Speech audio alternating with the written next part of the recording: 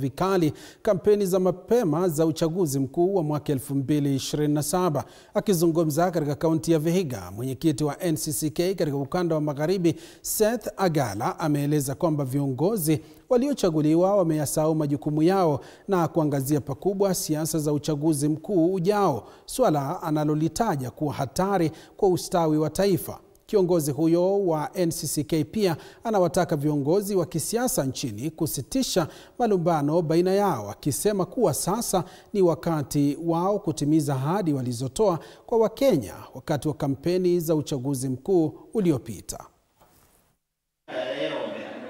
Wanasiasa tunaona wanatupotosha kwa sababu wameingilia kwa hali ya kufanya kampeni mapema, na sisi tuliwapatia kazi. Wananchi waliwapatia kazi wawafanyie, lakini tunaona wameingia katika hali ya kutafuta kura, na kura ziko 2027.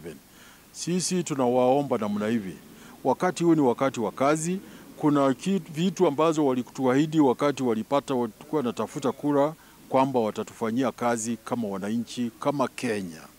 Tunawaomba kabisa, tukianza na rais wetu, waendelee kutufanyia kazi vile walikuwa wameahidi, na waache maneno ya campaign vile tunaona sasa kama wameanza.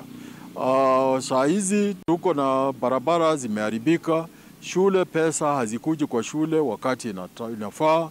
Kwa hospitali zetu kuna wale ambao wanahudumu huko wamegoma.